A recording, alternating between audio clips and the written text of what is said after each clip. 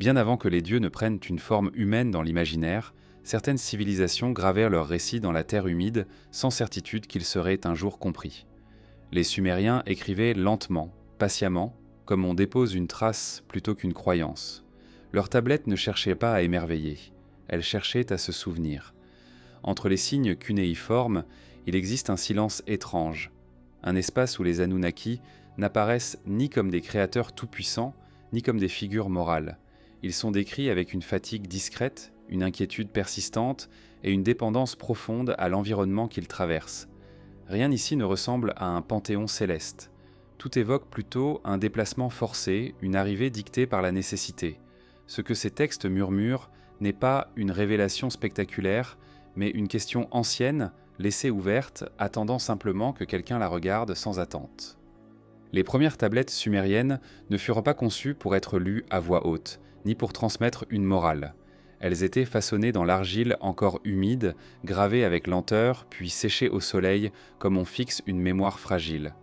Leur fonction première n'était pas le mythe, mais l'enregistrement. Contes agricoles, relevés de terre, calendriers rituels, observations célestes. Pourtant, au milieu de ces notations pratiques, apparaissent des récits d'une autre nature, discrets, presque déplacés, comme s'ils s'étaient glissés là par nécessité plutôt que par intention. Ces textes ne cherchent pas à convaincre, ils ne demandent pas l'adoration, ils décrivent.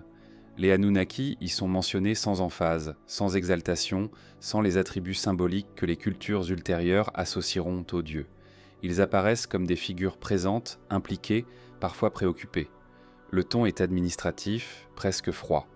Rien n'indique une volonté de glorification. Au contraire, certaines phrases donnent l'impression que ces entités faisaient partie d'un ordre des choses acceptées, mais non célébrées. La langue elle-même trahit cette sobriété.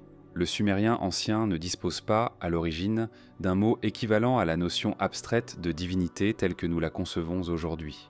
Les termes utilisés désignent plutôt des statuts, des fonctions, des niveaux d'autorité. Anu, Enlil, Enki ne sont pas présentés comme des absolus cosmiques, mais comme des figures occupant des rôles précis dans un système qui semble déjà exister avant eux. Ils ne créent pas le monde à partir de rien. Ils s'y déplacent, l'organisent, l'exploitent, parfois le modifient. Ce détail est essentiel. Dans de nombreuses tablettes, la Terre n'est pas décrite comme une création sacrée, mais comme un lieu d'intérêt, un espace aux ressources spécifiques. Les textes évoquent des sols, des eaux, des cycles naturels avec une précision presque technique. L'attention portée à ces éléments suggère une dépendance. Les Anunnaki semblent avoir besoin de ce que cet environnement peut offrir. Leur présence n'est pas gratuite. Elle répond à une contrainte. Certains passages mentionnent des déplacements antérieurs, sans jamais les embellir. Il était question de cieux instables, de domaines devenus impropres, de lieux quittés sans triomphe. Le vocabulaire employé évoque la perte plus que la conquête.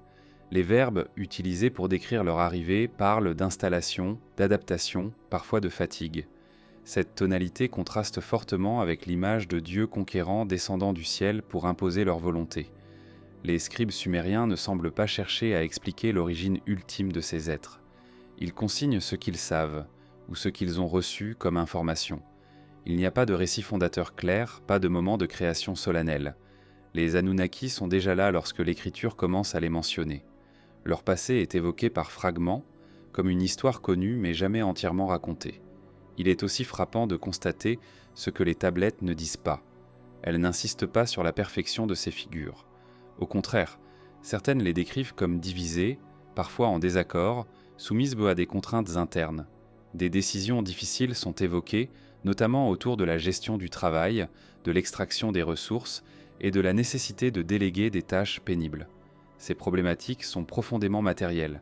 Elles appartiennent davantage au monde de la survie qu'à celui de la transcendance. Lorsque les textes parlent de la création de l'humanité, le ton reste pragmatique. Il ne s'agit pas d'un acte d'amour ou de générosité, mais d'une solution. Une réponse à un problème précis. Les Anunnaki semblent confrontés à une limite, peut-être énergétique, peut-être organisationnelle. La Terre offre des possibilités, mais leur exploitation exige un effort constant. L'idée de créer des auxiliaires apparaît comme une mesure de gestion, presque comme une décision logistique. Cette perspective modifie profondément la lecture traditionnelle de ces récits. Si les Anunnaki étaient perçus comme des réfugiés, ou du moins comme des êtres ayant quitté un environnement devenu hostile, alors leur comportement sur Terre prend une autre dimension. Ils ne sont plus des dieux capricieux, mais des entités cherchant à maintenir un équilibre précaire. Leur autorité découle de leur connaissance et de leur avance technologique, non d'une nature divine. Les tablettes suggèrent d'ailleurs que cette connaissance n'était pas infinie. Les Anunnaki apprennent, observent, expérimentent. Ils semblent découvrir certaines caractéristiques de la Terre au fil du temps. Des ajustements sont mentionnés, des erreurs aussi, rien dans ces textes n'indique une omniscience. Tout au contraire, ils décrivent un processus d'adaptation continue. Les Sumériens, de leur côté, ne se présentent pas comme des adorateurs aveugles. Leur relation avec les Anunnaki est complexe, parfois distante. Les offrandes, les rites, les constructions ne sont pas toujours décrits comme des actes de foi, mais comme des obligations contractuelles. Un échange implicite semble exister. Protection contre travail, savoir contre loyauté. Cette dynamique rappelle davantage une relation hiérarchique qu'un culte religieux au sens moderne. Il est possible que, pour les Sumériens, ces êtres aient simplement occupé une place particulière dans l'ordre du monde, ni humain ni abstrait, présent mais séparé. Leur statut n'avait peut-être pas besoin d'être défini avec précision. Ce flou n'était pas une faiblesse mais une évidence. Ce sont les cultures suivantes, en cherchant à simplifier et à sacraliser, qui transformeront ces figures en dieux au sens plein. Avec le temps, la mémoire s'altère. Les récits se condensent. Les détails techniques disparaissent. Ce qui reste, ce sont des noms, des actions marquantes, des symboles. La lente transformation du témoignage en mythe commence précisément là. Les tablettes sumériennes, elles, se situent encore à la frontière. Elles ne racontent pas des légendes, elles consignent une présence. Ce qui rend ces textes si troublants, ce n'est pas ce qu'ils affirment ouvertement, mais ce qu'ils laissent entendre. Une arrivée non célébrée, une installation motivée par la nécessité, une relation avec l'humanité fondée sur le besoin mutuel plutôt que sur la vénération. Ces éléments dessinent le portrait d'êtres qui ne dominaient pas par nature, mais par circonstance. À mesure que l'on avance dans la lecture, une question s'impose doucement, sans jamais être formulée. Si les Anunnaki n'étaient pas des dieux, alors qu'étaient-ils réellement pour les Sumériens? Et surtout, qu'avaient-ils laissé derrière eux pour venir s'installer ici? Cette interrogation, à peine perceptible dans l'argile séchée, ouvre la voie à une compréhension plus large de leur origine et du voyage silencieux qui les aurait menés jusqu'à la Terre. Chez les Sumériens, l'écriture n'est pas née d'un besoin spirituel. Elle n'est pas apparue pour transmettre des prières, ni pour figer des récits fondateurs destinés à être répétés. Elle est née d'une contrainte beaucoup plus silencieuse, presque banale. Il fallait garder trace, se rappeler des récoltes, des échanges, des terres, des cycles. L'argile servait de mémoire externe à une société déjà complexe, consciente que l'oubli pouvait être plus dangereux que l'erreur. Cette origine façonne profondément la nature des textes. Les premières tablettes ne cherchent pas à interpréter le monde. Elles l'enregistrent. Elles notent ce qui est vu, ce qui est fait, ce qui est décidé. Lorsqu'un événement sort de l'ordinaire, il est inscrit avec la même sobriété qu'une livraison de céréales. Il n'y a pas de séparation claire entre le quotidien et l'exceptionnel. Tout ce qui existe mérite d'être consigné. Dans ce contexte, les Anunnaki apparaissent comme un fait parmi d'autres. Leur présence n'est pas entourée de cérémonial narratif. Ils ne sont pas introduits comme des révélations. Ils sont déjà là. Ils font partie du paysage administratif, politique et technique de la civilisation. Cette normalité est troublante. Elle suggère que, pour les scribes, ces êtres n'avaient rien d'inconcevable. Ils étaient intégrés à la réalité observée. La fonction même du scribe renforce cette impression. Il n'est pas un prêtre inspiré, mais un technicien du langage. Sa tâche consiste à reproduire fidèlement ce qui lui est transmis, sans interprétation personnelle. Les formules sont répétitives, standardisées, les variations sont minimes. Cette rigidité stylistique laisse peu de place à l'imaginaire. Lorsqu'un élément inhabituel apparaît malgré tout, il prend d'autant plus de poids. Les descriptions liées aux Anunnaki ne s'embarrassent jamais de symbolisme excessif. Les textes parlent de lieux précis, de décisions concrètes, de conséquences mesurables. Les actions attribuées à ces figures ont un impact direct sur l'organisation sociale, sur la répartition du travail, sur l'usage des ressources. Elles ne sont pas présentées comme des miracles, mais comme des interventions. Il est important de comprendre que la notion de croyance telle que nous la concevons aujourd'hui, n'était pas centrale dans la pensée sumérienne. Il ne s'agissait pas de croire ou de ne pas croire. Il s'agissait de reconnaître ce qui fonctionnait. Le monde était perçu comme un système de relations, d'obligations et de forces en interaction. Les Anunnaki occupaient une place élevée dans ce système, mais ils n'en étaient pas l'origine absolue. Cette vision explique pourquoi les textes ne cherchent jamais à convaincre le lecteur de la supériorité morale ou cosmique de ces êtres. Il n'y a pas de discours apologétique. Les Anunnaki ne sont pas présentés comme justes ou bienveillants par essence. Ils peuvent être exigeants, parfois sévères, parfois distants. Leur autorité repose sur leur capacité à organiser, à prévoir, à contrôler certains aspects du monde. La mémoire joue ici un rôle fondamental. Les tablettes ne sont pas des objets de transmission orale embellis. Elles sont des archives. Elles figent une version du réel à un instant donné. Cette fixation limite la dérive mythologique. Tant que l'argile conserve l'empreinte, le récit reste ancré. Ce n'est que lorsque ces textes sont recopiés, traduits, interprétés par des cultures ultérieures que le glissement commence. Les Sumériens semblaient conscients de la fragilité de cette mémoire.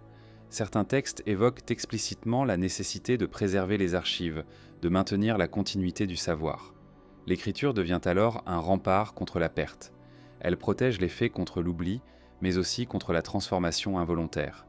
Dans ce cadre, les Anunnaki sont protégés de l'idéalisation excessive. Ils restent ce qu'ils sont décrits comme étant.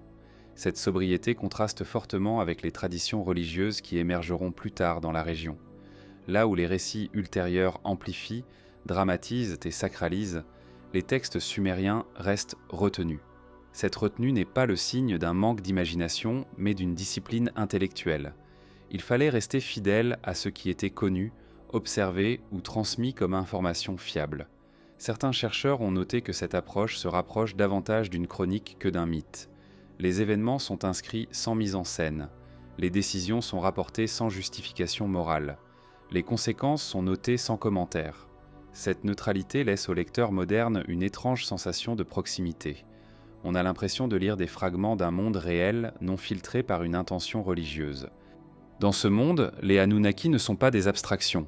Ils ont des préoccupations concrètes. Ils planifient, ils évaluent, ils délèguent. Leur rapport à l'humanité est fonctionnel. Les humains sont décrits comme nécessaires au maintien d'un équilibre. Cette relation utilitaire est difficile à concilier avec l'idée d'une divinité créatrice désintéressée. Elle correspond davantage à une logique de survie collective. Il est aussi révélateur que les textes ne cherchent jamais à dissimuler les limites des Anunnaki. Ils ne sont pas décrits comme immortels au sens absolu. Leur longévité est évoquée, mais jamais présentée comme infinie. Leur pouvoir est grand, mais localisé. Ils dépendent de lieux spécifiques, de ressources précises. Cette dépendance ancre leur existence dans une réalité matérielle. À mesure que les tablettes s'accumulent, une image cohérente se dessine. Une civilisation humaine en interaction avec des entités avancées, mais contraintes. Une relation structurée par des accords implicites, des obligations réciproques. Rien dans ces textes ne suggère une adoration aveugle. Tout évoque plutôt une cohabitation asymétrique, acceptée parce qu'elle fonctionne. Ce qui frappe, c'est la confiance placée dans l'écriture comme outil de transmission fidèle. Les Sumériens semblaient croire que l'argile pouvait préserver la vérité plus sûrement que la parole. Cette confiance donne aujourd'hui à ces textes une valeur particulière. Ils nous parviennent sans le filtre de siècles de récitation. Ils parlent avec une voix directe, presque neutre. Lorsque l'on lit ces tablettes en tenant compte de leur fonction première, une hypothèse s'impose doucement. Si les Anunnaki avaient été perçus comme des dieux au sens strict, l'écriture aurait probablement pris une autre forme. Elle aurait cherché à magnifier, à expliquer, à justifier. Or, ce n'est pas ce que l'on observe. On observe une mémoire qui consigne une présence. Cette présence, consignée sans emphase, soulève une question silencieuse. Si les Sumériens écrivaient pour se souvenir et non pour croire, alors ce qu'ils ont laissé n'est peut-être pas un mythe, mais un témoignage brut. Et si tel était le cas, il devient nécessaire de s'interroger sur la nature exacte de ces êtres, et sur les circonstances qui ont rendu leur arrivée non seulement possible, mais nécessaire. Cette interrogation ouvre naturellement vers la manière dont le langage lui-même a façonné notre compréhension ultérieure, et comment un mot, en changeant de sens, a pu transformer des figures historiques en entités divines. Dans les textes sumériens les plus anciens, un détail linguistique passe souvent inaperçu, pourtant il change profondément la lecture de l'ensemble. Le mot que l'on traduit aujourd'hui par Dieu n'existait pas encore sous la forme abstraite que nous lui donnons. Le langage ne séparait pas le sacré du fonctionnel, ni l'autorité de la compétence. Les termes employés renvoyaient à des positions, à des rangs, à des responsabilités inscrites dans un ordre du monde déjà perçu comme structuré. Le signe souvent rendu par Dieu dans les traductions modernes désignait avant tout ce qui était élevé, ce qui se trouvait au-dessus, non par essence morale, mais par situation. Être au-dessus signifiait détenir un savoir, une capacité d'action, une vision plus large. Cette élévation n'était pas nécessairement spirituelle, elle pouvait être technique, organisationnelle, ou simplement liée à une origine différente. Le langage sumérien ne cherchait pas à trancher.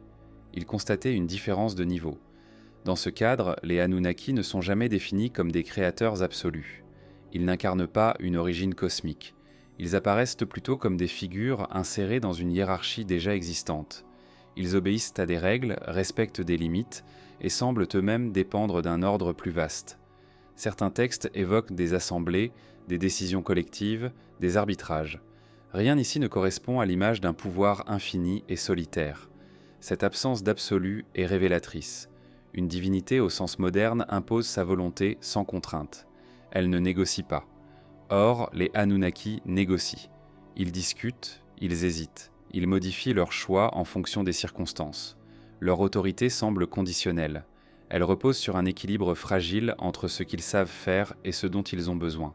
Le langage reflète cette réalité. Les verbes utilisés pour décrire leurs actions sont les mêmes que ceux employés pour des autorités humaines. Gouverner, attribuer, décider, répartir. Il n'y a pas de rupture lexicale entre le monde des Anunnaki et celui des rois sumériens. Cette continuité suggère que, pour les scribes, ces figures n'étaient pas d'une nature fondamentalement différente, mais d'un autre ordre de capacité. Ce n'est que bien plus tard, lorsque ces textes sont relus à travers des systèmes religieux plus structurés, que le glissement s'opère. Le terme devient sacré. Il se charge de transcendance. Ce qui était une position devient une essence. Ce qui était une fonction devient une nature divine. Mais dans les tablettes originales, cette transformation n'a pas encore eu lieu. Les Anunnaki sont décrits comme liés à des lieux spécifiques, des domaines, des cités, des régions. Leur influence n'est pas universelle, elle est localisée. Cette localisation est incompatible avec l'idée d'un Dieu omniprésent. Elle correspond davantage à celle d'entités installées ayant établi des centres d'opération, des zones d'activité. Leur pouvoir s'exerce là où ils sont présents. Certains textes mentionnent même des absences, des moments où ces figures ne sont plus visibles, où leur influence diminue. Cette fluctuation renforce l'idée qu'ils ne sont pas des abstractions intemporelles, mais des acteurs situés dans le temps. Leur présence a un début, une durée et semble-t-il une fin progressive. La manière dont les Sumériens se rapportent à eux confirme cette lecture. Les rites ne sont pas présentés comme des actes de foi intérieurs, mais comme des protocoles. Ils servent à maintenir un équilibre, à éviter des perturbations. Il s'agit moins de prier que de respecter des conditions. Le langage utilisé est celui de l'obligation, non de la dévotion. Cette approche pragmatique se retrouve dans la façon dont les Anunnaki sont décrits lorsqu'ils échouent ou rencontrent des difficultés. Les textes n'effacent pas ces moments. Ils les consignent. Une décision mal anticipée, une tâche trop lourde, une ressource insuffisante. Ces limites sont incompatibles avec une divinité parfaite. Elles sont en revanche cohérentes avec l'idée d'être confronté à des contraintes matérielles. Le fait que le mot Dieu n'existait pas encore comme concept abstrait oblige à relire l'ensemble sans projection. Les traducteurs modernes, en cherchant des équivalents familiers, ont parfois figé des termes qui étaient fluides. Ils ont attribué une sacralité qui n'était pas explicitement présente. Cette sacralité est une construction ultérieure, née du besoin de donner un sens religieux à des récits anciens. Lorsque l'on retire cette couche interprétative, les textes révèlent une autre image, celle d'un monde où le sacré et le technique ne sont pas séparés, où le pouvoir découle de la connaissance et de l'organisation, où les Anunnaki ne sont ni adorés ni contestés, mais reconnus comme supérieurs dans un cadre précis. Cette reconnaissance n'exclut pas la distance. Les Sumériens ne se confondent jamais avec eux. Ils savent qu'ils ne partagent pas la même origine, mais cette différence n'est pas mystifiée, elle est acceptée comme un fait. Cette acceptation tranquille est peut-être l'un des éléments les plus dérangeants pour le lecteur moderne. Elle suggère une familiarité avec l'altérité que nous avons perdue. À travers le langage, on perçoit une relation stable, presque administrative. Les Anunnaki sont consultés, parfois redoutés, mais rarement idéalisés. Leur autorité est respectée tant qu'elle fonctionne. Cette condition implicite est essentielle. Elle montre que le pouvoir n'est pas absolu, mais dépendant de son efficacité. Ce cadre linguistique ouvre une perspective nouvelle. Si le mot Dieu n'existait pas encore, alors ce que nous appelons aujourd'hui religion n'était peut-être pas au cœur de ces récits. Ce qui était central, c'était la gestion d'un monde partagé. Un monde où humains et Anunnaki coexistaient dans une relation asymétrique mais structurée. Cette coexistence pose une question silencieuse. Si ces figures n'étaient pas perçues comme des dieux, mais comme des autorités venues d'ailleurs, alors leur origine devient un élément clé. D'où venaient-ils pour être à la fois supérieurs et limités? Et qu'est-ce qui, dans leur propre passé, les avait conduits à occuper cette place intermédiaire, ni divine, ni humaine, mais profondément marquée par la nécessité de survivre? Dans les tablettes sumériennes, l'idée d'un ailleurs est omniprésente, mais rarement définie. Les Anunnaki ne sont pas décrits comme originaires de la Terre, et pourtant leur provenance n'est jamais expliquée de manière directe. Il n'existe pas de récit clair de leur arrivée spectaculaire, pas de descente flamboyante depuis le ciel, pas de rupture brutale dans l'ordre du monde. Leur présence semble déjà acquise lorsque les textes commencent à en parler, comme si leur venue appartenait à un passé suffisamment ancien pour ne plus nécessiter de justification. Les références à leur origine utilisent un vocabulaire spatial, mais non mythologique. Il est question de hauteur, de cieux, de domaines éloignés, sans jamais tomber dans l'abstraction cosmique. Ces termes ne désignent pas un royaume spirituel, mais un lieu distinct, séparé, difficile d'accès. Le ciel n'est pas présenté comme un paradis, mais comme un espace autre, régi par des conditions différentes. Cette distinction est subtile, mais essentielle. Les Anunnaki ne sont pas nommés comme des étrangers au sens symbolique. Ils ne sont pas décrits comme des intrus, ni comme des conquérants venus imposer leurs lois. Leur altérité est constatée, non dramatisée. Ils sont différents, mais intégrés. Cette intégration suggère une longue période d'adaptation, un temps durant lequel leur présence est devenue normale, presque banale. Les textes évoquant parfois des déplacements, des passages, des transitions. Ces mouvements ne sont pas glorifiés. Ils sont décrits comme nécessaires. Il n'y a pas de langage de conquête, mais un langage de passage. Les Anunnaki semblent avoir quitté un lieu pour un autre, non par choix stratégique, mais par contrainte. Cette nuance change profondément la perspective. Dans plusieurs récits, leur origine est associée à un domaine qui n'est plus viable. Les mots utilisés évoquent l'instabilité, la perte d'équilibre, la difficulté à maintenir un ordre. Rien n'indique une destruction soudaine. Il s'agit plutôt d'un déclin progressif, d'un environnement devenu inadapté à leurs besoins. Cette description rappelle davantage une crise écologique ou structurelle qu'un événement mythique. La Terre apparaît alors non comme une destination sacrée, mais comme une alternative, un lieu offrant des ressources spécifiques, un environnement exploitable. Les Anunnaki ne sont pas attirés par la Terre pour sa beauté ou sa signification spirituelle. Ils y voient un potentiel. Cette approche utilitaire est cohérente avec le ton général des tablettes, toujours centré sur le fonctionnel. Il est frappant que les Sumériens ne cherchent jamais à savoir précisément d'où venaient ces êtres. Leur origine semble moins importante que leur rôle présent. Cette indifférence apparente peut surprendre, mais elle s'explique par une vision du monde tournée vers l'efficacité. Ce qui compte, c'est ce qui agit ici et maintenant. L'ailleurs n'est pertinent que s'il influence le présent. Cette absence de curiosité explicite ne signifie pas ignorance. Elle suggère plutôt que l'origine des Anunnaki était connue, mais considérée comme acquise. Peut-être faisait-elle partie d'un savoir transmis oralement ou d'un contexte culturel que les tablettes n'avaient pas besoin de rappeler. L'écriture, encore une fois, se contente de noter ce qui est utile. Les descriptions physiques des Anunnaki sont rares et fragmentaires. Ils ne sont pas dotés de formes monstrueuses ou symboliques. Ils sont décrits de manière sobre, parfois simplement plus grands, plus résistants ou dotés de capacités particulières. Ces différences ne sont pas présentées comme miraculeuses, mais comme naturelles pour leur espèce. Cette normalisation de l'altérité est révélatrice. Lorsqu'ils interagissent avec les humains, les Anunnaki ne cherchent pas à dissimuler leurs différences, mais ils ne l'exploitent pas non plus comme un outil de domination symbolique. Leur autorité ne repose pas sur la peur de l'inconnu, mais sur leur maîtrise de certains savoirs. Ils savent organiser, planifier, anticiper. Ces compétences les placent au sommet de la hiérarchie sans avoir besoin de se proclamer divins. Les textes montrent aussi que cette différence n'est pas absolue. Les Anunnaki ne sont pas hors du monde. Ils y sont soumis à leur manière. Ils doivent composer avec les cycles naturels, avec les limites des ressources, avec leurs propres contraintes internes. Leur ailleurs ne les rend pas invulnérables, il les rend simplement autres. Cette altérité fonctionnelle se reflète dans la manière dont les Sumériens les perçoivent. Il n'y a pas de fascination excessive, pas de peur constante. Il y a une reconnaissance calme d'une supériorité contextuelle. Les Anunnaki savent des choses que les humains ne savent pas encore. Ils peuvent faire des choses que les humains ne peuvent pas faire seuls. Cette avance crée une asymétrie, mais pas une rupture ontologique. L'idée qu'ils viennent d'ailleurs n'est jamais utilisée pour expliquer tout ce qui est incompréhensible. Les Sumériens ne leur attribuent pas chaque phénomène naturel. Ils distinguent ce qui relève de l'ordre du monde et ce qui relève de l'intervention. Cette distinction montre une pensée structurée, capable de séparer le connu de l'inconnu sans tout confondre. Avec le temps, cette origine lointaine deviendra un élément central des mythes ultérieurs. L'ailleurs se transformera en ciel divin. Le déplacement deviendra une descente sacrée. Mais dans les textes les plus anciens, cette transformation n'est pas encore opérée.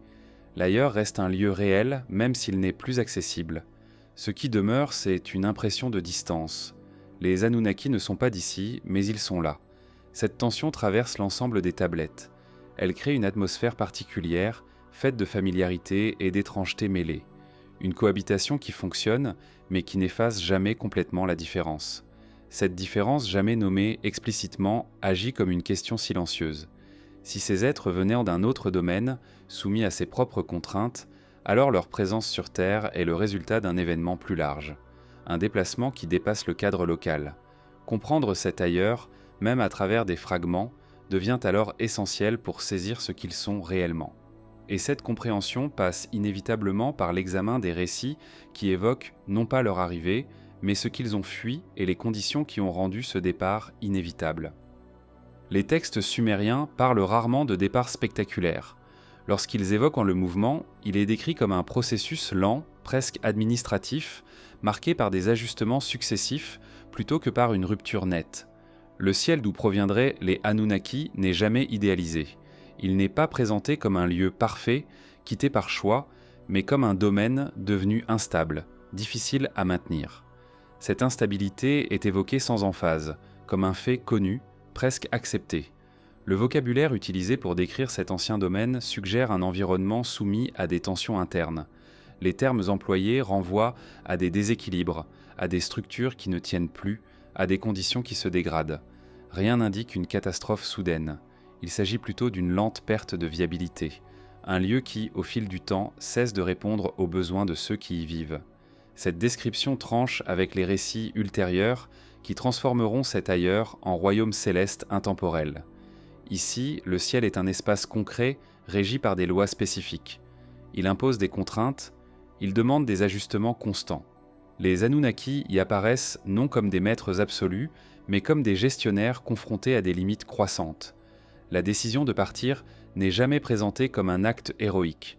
Elle ressemble davantage à une nécessité stratégique. Les textes laissent entendre que rester aurait conduit à un épuisement progressif, à une perte de contrôle. Le départ devient alors une solution pragmatique, non un choix idéologique. Cette nuance est essentielle pour comprendre la nature de leur présence sur Terre. Le voyage lui-même n'est presque jamais décrit. Ce silence est révélateur. Les Sumériens ne s'attardent pas sur les moyens du déplacement. Ils n'en font pas un récit. Cela suggère que le déplacement était soit connu, soit considéré comme secondaire par rapport à ses conséquences. Ce qui importe, ce n'est pas comment ils sont venus, mais pourquoi ils sont restés. Les rares allusions à ce passage évoquent une distance importante, un intervalle marqué par l'incertitude. Le ton reste neutre, presque détaché. Il n'y a pas de célébration de l'exploit. Cette retenue suggère que le voyage n'était pas perçu comme une conquête, mais comme une transition difficile, peut-être risquée. Arriver sur Terre ne signifie pas trouver immédiatement une solution. Les textes montrent que les Anunnaki doivent observer, tester, comprendre. La planète n'est pas présentée comme un refuge idéal, mais comme un compromis. Elle offre certaines ressources, mais impose aussi ses propres contraintes. Les Anunnaki semblent conscients que ce nouvel environnement exigera des adaptations profondes. Cette adaptation commence par une évaluation minutieuse. Les tablettes évoquent des relevés, des répartitions, des décisions liées à l'exploitation des sols et des eaux. Le langage utilisé est celui de la planification. Rien n'est laissé au hasard. Cette approche méthodique contraste avec l'image de Dieu agissant par simple volonté. Le ciel instable qu'ils ont quitté continue de les hanter. Certains textes suggèrent une vigilance constante, une peur de reproduire les mêmes erreurs. Les Anunnaki semblent chercher à éviter un nouvel effondrement. Cette inquiétude transparaît dans leur manière d'organiser la société humaine, de structurer le travail, de contrôler les flux de ressources. Cette peur silencieuse donne une nouvelle lecture à leur autorité. Ils ne dominent pas par arrogance, mais par crainte. Crainte de manquer. Crainte de perdre l'équilibre fragile qu'ils tentent de maintenir. Leur pouvoir devient alors une réponse à une fragilité passée, non une expression de supériorité innée. Les Sumériens semblent avoir perçu cette tension. Les textes ne décrivent pas des maîtres sereins, mais des figures attentives, parfois exigeantes, parfois pressées. Cette urgence implicite suggère que le temps comptait, que la Terre n'était peut-être pas destinée à être une demeure permanente, mais une étape nécessaire. Le ciel instable n'est jamais totalement oublié. Il reste présent en filigrane comme une référence constante. Les Anunnaki continuent de se définir par rapport à ce qu'ils ont quitté. Leur identité est marquée par l'exil. Cette condition de déplacés, rarement explicitée, structure pourtant l'ensemble de leurs actions. Cette lecture transforme profondément la notion de ciel dans les textes sumériens.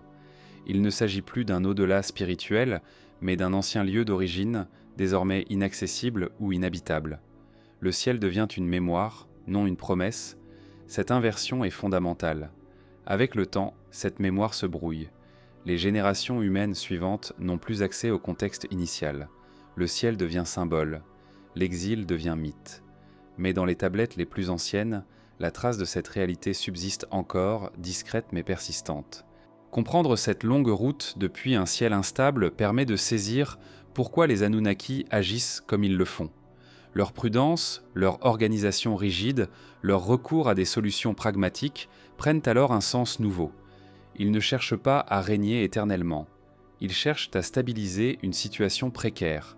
Cette précarité, rarement nommée, plane sur l'ensemble des récits. Elle donne à chaque décision une gravité silencieuse. La Terre n'est pas seulement un lieu d'exploitation, elle est un espace de survie. Et cette survie dépend d'un équilibre fragile entre ce que la planète peut offrir et ce que les Anunnaki sont capables de maintenir. Cette tension ouvre naturellement sur une autre question. Si leur ancien domaine était devenu instable au point de les forcer à partir, quelles étaient les causes profondes de cette dégradation? Et surtout, quels signes de cette crise sont encore perceptibles dans les descriptions qu'ils laissent, comme des échos d'un monde en déclin, gravés indirectement dans l'argile sumérienne? Dans les tablettes sumériennes, la planète d'origine des Anunnaki n'est jamais décrite avec nostalgie. Elle n'est pas évoquée comme un âge d'or perdu, ni comme un paradis détruit par une faute morale. Les mots employés sont sobres, presque techniques. Ils décrivent un lieu soumis à des tensions croissantes, à des déséquilibres difficiles à contenir. Cette description, fragmentaire mais cohérente, donne l'impression d'un monde arrivé à ses limites. Les signes de cette crise ne sont jamais rassemblés en un seul récit. Ils apparaissent dispersés à travers des mentions indirectes, des allusions répétées. Il est ces questions de cycles perturbés, de structures devenues instables, de conditions qui ne permettent plus un fonctionnement normal. Rien n'indique une destruction soudaine. Tout évoque une lente dégradation, progressive et inexorable. Cette manière de décrire la crise est significative. Les Sumériens ne semblent pas avoir reçu un récit dramatique de l'effondrement. Ils ont reçu des faits, des conséquences observables.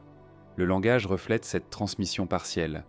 Il ne cherche pas à expliquer les causes ultimes, mais à constater les effets. Ce qui importe, ce n'est pas pourquoi la planète a décliné, mais le fait qu'elle ne pouvait plus soutenir ceux qui y vivaient. Les Anunnaki apparaissent alors comme des survivants d'un système défaillant. Leur départ n'est pas présenté comme une fuite précipitée, mais comme une réponse tardive à une situation devenue intenable. Cette temporalité est essentielle. Elle suggère que la crise était connue depuis longtemps, peut-être gérée pendant des générations, Avant de dépasser un seuil critique, les termes utilisés pour décrire cette planète d'origine évoquent un environnement fortement dépendant d'un équilibre précis. Lorsque cet équilibre se rompt, les conséquences sont immédiates. Les ressources deviennent insuffisantes. Les structures cessent de fonctionner de manière fiable. Cette fragilité contraste avec l'image d'un monde technologiquement invincible. Elle suggère au contraire une civilisation avancée mais vulnérable. Cette vulnérabilité est rarement mise en avant. Elle est presque dissimulée dans la neutralité du langage. Pourtant, elle transparaît dans les décisions prises par les Anunnaki après leur arrivée sur Terre. Leur obsession pour l'organisation, pour la répartition rigoureuse des tâches, pour le contrôle des ressources, semble directement liée à une expérience passée de pénurie ou de déséquilibre. Les tablettes laissent entendre que la planète d'origine était soumise à des contraintes énergétiques ou environnementales difficiles à contourner. Les Anunnaki n'ont pas trouvé de solution définitive sur place. Ils ont tenté d'adapter leur système, mais ces adaptations n'ont pas suffi. La décision de chercher ailleurs apparaît alors comme une extension de cette logique d'adaptation, non comme une rupture. La Terre est décrite comme un contraste. Elle offre une abondance relative, une diversité de ressources, une stabilité plus grande. Mais cette stabilité n'est pas considérée comme acquise. Les Anunnaki semblent conscients que toute planète peut entrer en crise si elle est mal gérée. Cette conscience guide leurs actions. Elle explique leur prudence, parfois perçue comme de la sévérité. Il est intéressant de noter que les textes ne décrivent jamais la planète d'origine comme totalement perdue. Elle est décrite comme inhabitable, ou du moins impropre à soutenir une population active. Cette nuance suggère que le lieu existe encore, mais qu'il a dépassé un point de non-retour. Cette idée d'un monde toujours présent, mais inutilisable, ajoute une dimension mélancolique au récit. Les Sumériens ne semblent pas avoir cherché à comprendre cette crise en profondeur. Ils en ont hérité comme d'un contexte. Leur intérêt se porte sur les conséquences, non sur l'analyse. Cette posture est cohérente avec leur approche générale. Ils consignent ce qui a un impact direct sur leur monde. La crise de l'ailleurs n'est pertinente que dans la mesure où elle explique la présence des Anunnaki ici. Cette présence est marquée par une urgence silencieuse. Les Anunnaki agissent comme s'ils avaient conscience que la Terre ne devait pas subir le même sort que leur planète d'origine. Cette conscience se traduit par une gestion stricte, parfois inflexible. Ils cherchent à prévenir l'instabilité avant qu'elle ne s'installe. Les textes mentionnent des discussions internes, des désaccords sur la meilleure manière de procéder. Ces désaccords révèlent une inquiétude partagée. Les Anunnaki ne sont pas un bloc homogène. Ils portent chacun une part de l'expérience du déclin. Cette expérience influence leurs choix, leurs priorités, leurs craintes. La planète en crise devient alors un arrière-plan constant. Elle n'est jamais décrite en détail, mais elle pèse sur chaque décision. Elle est la raison implicite de leur présence sur Terre, la justification silencieuse de leur autorité. Sans cette crise, leur arrivée perdrait son sens. Cette lecture donne une nouvelle profondeur au récit sumérien. Il ne raconte pas seulement l'origine d'une civilisation humaine, il raconte aussi la fin d'un autre monde à travers les gestes de ceux qui ont survécu. Cette fin n'est pas spectaculaire, elle est lente, diffuse, presque administrative. Elle se manifeste par des ajustements, des déplacements, des renoncements. Il est possible que les Sumériens aient perçu cette dimension sans la nommer. Ils vivaient dans un monde où l'environnement pouvait être imprévisible, où les crues, les sécheresses, les déséquilibres faisaient partie de l'expérience quotidienne. L'idée qu'un monde entier puisse entrer en crise n'était peut-être pas abstraite pour eux. Cette résonance entre leur propre réalité et celle des Anunnaki renforce la crédibilité du récit. Elle crée un lien subtil entre deux expériences de fragilité. Les humains et les Anunnaki partagent, à des échelles différentes, la nécessité de composer avec des limites. À mesure que l'on avance dans les textes, cette crise d'origine devient un élément clé pour comprendre la suite. Elle explique pourquoi les Anunnaki cherchent à exploiter les ressources terrestres de manière intensive. Elle éclaire leur décision de créer des auxiliaires. Elle donne un contexte à leur impatience et à leurs exigences. Cette planète en crise, jamais décrite frontalement, agit comme une ombre portée. Elle accompagne chaque action, chaque décision. Elle rappelle que même les êtres les plus avancés peuvent être contraints par leur environnement. Et cette contrainte, une fois comprise, ouvre la voie à une question plus précise. Si leur monde d'origine ne pouvait plus les soutenir, comment ont-ils vécu l'exil lui-même et comment cette condition de déplacé a-t-elle été inscrite, non dans des récits héroïques, mais dans la matière même des tablettes sumériennes. Dans les tablettes sumériennes, l'exil n'est jamais nommé comme tel. Aucun mot ne vient désigner explicitement le fait d'avoir quitté son monde d'origine de manière définitive. Et pourtant, cette condition traverse les textes comme une présence silencieuse. Elle se manifeste non par des récits, mais par des attitudes, des choix, des structures mises en place. L'exil n'est pas raconté, il est vécu puis inscrit indirectement dans l'organisation du monde. Les Anunnaki agissent comme des êtres qui ne considèrent pas la Terre comme une extension naturelle de leur ancien domaine. Ils s'y installent avec prudence, comme on occupe un lieu qui n'a pas été pensé pour soi. Cette prudence transparaît dans la manière dont ils délimitent des zones, attribuent des fonctions, définissent des règles strictes. Rien n'est laissé à l'improvisation.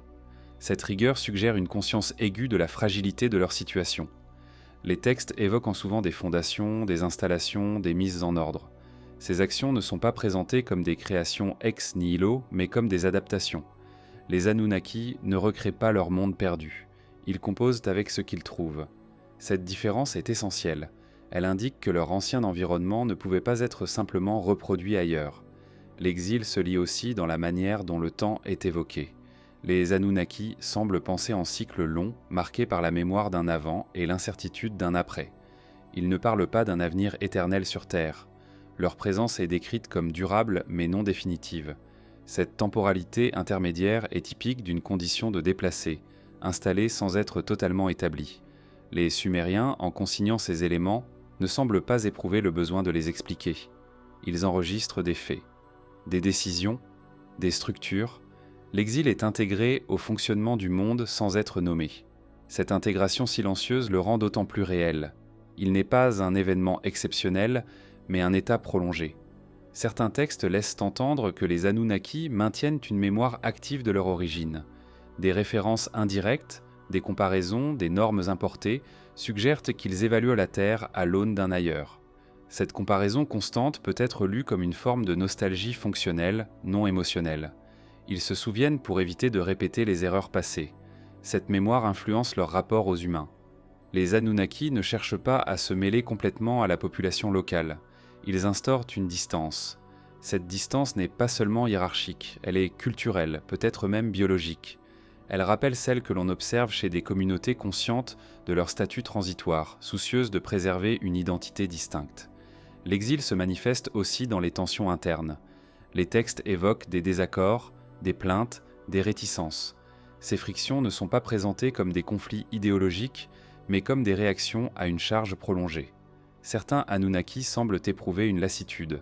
Cette lassitude est incompatible avec l'idée d'être éternellement souverain. Elle correspond davantage à celle d'individus soumis à une situation prolongée de contraintes.